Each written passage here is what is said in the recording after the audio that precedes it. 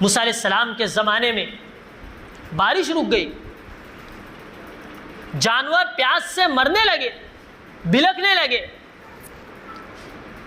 چند لوگ نبی کی خدمت میں آئے، یا نبی اللہ ہم پر قحط پڑا ہے، آپ دعا فرمائیں۔ موسیٰ علیہ السلام نے تمام گاؤں والوں کو کہا کہ چلو ایک میدان میں چلتے ہیں، نماز استسقاء ادا کر کے اللہ سے دعا کرتے ہیں۔ بس ایک آخری دو واقعات کہہ کر میں اپنی بات ختم کرتا ہوں۔ انہوں نے کہا تمام پورے گاؤں والے میدان میں جمع ہوئے، نماز ادا کی، دعا کی، دیکھا کہ کوئی بارش کے آثار موجود نہیں ہے۔ اللہ رب العزت سے کہا یا اللہ یہ کیا ماجرا ہے، پورا گاؤں اکٹھا ہے، سب رو رہے، بلک رہے، جانور بلک رہے، بچے بلک رہے پیاس سے، بارش نہیں برس رہی ہے، کیا ماجرا ہے؟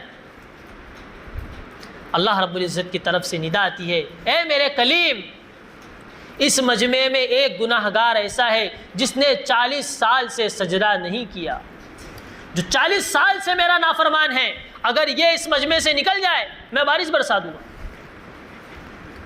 40 سال سے۔ میرے بھائیوں، ایک گناہ گار کی وجہ سے اللہ کا پورا نظام رکا ہوا ہے، ہم سب گناہ گار بیٹھے ہیں، پوری زندگی ہماری گناہوں میں گزری ہوئی ہے، کیسے اللہ کی مدد آئے گی؟ کون سا دن ایسا جاتا ہے کہ ہم گناہ نہیں کرتے ہوں گے، ہم اللہ کے احکام کو نہیں توڑتے ہوں گے، نبی علیہ الصلوۃ والسلام کی سنتوں کا مذاق نہیں اڑاتے ہوں گے؟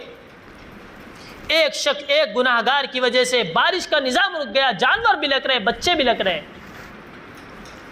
موسیٰ علیہ السلام نے اعلان کیا کہ جو فلاں گناہ گار ایک شخص ہے وہ نکل جائے اس مجمع سے۔ اب اس گناہ گار کو اپنے گناہوں پر ندامت آئی، شرمندگی محسوس ہوئی، اس نے اپنے اوپر چادر کو ڈالا اور دل میں رویا، دو آنسو ٹپکایا، یا اللہ 40 سال سے میں نے تیری نافرمانی کی، اگر میں آج اس مجمع سے نکل گیا، یا اللہ 40 سال سے تو نے میرے عیوب کو چھپا کر رکھا ہے، مولا اگر میں آج اس مجمع میں سے، اس مجلس سے نکل گیا، یا اللہ میرا راز فاش ہو جائے گا، یا اللہ میں آپ سے توبہ کرتا ہوں، یا اللہ میں آج معافی مانگتا ہوں، یا اللہ مجھے معاف فرما۔ دل میں یہ شخص رویا، گڑ گڑایا، بس ایک آنسو ٹپکنا تھا، ادھر اللہ تعالیٰ کا نظام حرکت میں آیا، موسلا دھار بارش برس گئی۔ موسیٰ علیہ السلام کہنے لگے یا اللہ اس مجمع سے تو کوئی گناہ گار شخص ابھی تو نکلا بھی نہیں، آپ نے بارش برسا دی۔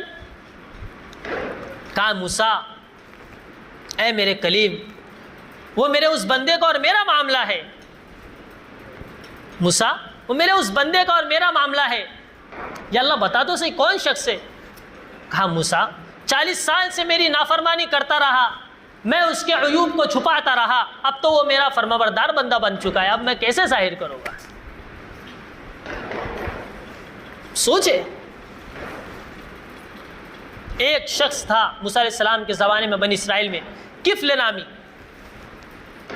ہر روز ایک نئی لڑکی کے ساتھ یہ رات گزارا کرتا تھا، عیاشی میں 60 دینار دے کر، آج کے دور کے تقریباً 30 لاکھ روپے ہوتے ہیں، روزانہ ایک نئی لڑکی اس کے بستر پر ہوتی تھی۔ ایسا گناہ گار شخص، ایک مرتبہ ایک عورت آئی اور جب یہ اس عورت کے پاس گیا تو اس لڑکی نے رونا شروع کر دیا، زارو قطار رونے لگ گئی۔ کفل بولا کیا بات ہے، کیوں رو رہی ہو؟ کہا کہ اے کفل، میں ویسی عورت نہیں ہوں جیسا تم سمجھ رہے ہو، لیکن میرے فقر نے، میری غریبی نے مجھ کو یہاں تک پہنچایا ہے۔ جب مالداروں کی زکوٰۃ، جب مالداروں کی اموال صحیح طریقے پر تقسیم نہیں ہوتی ہے تو پھر غریبوں کی بیٹیاں نیلام ہوتی ہیں۔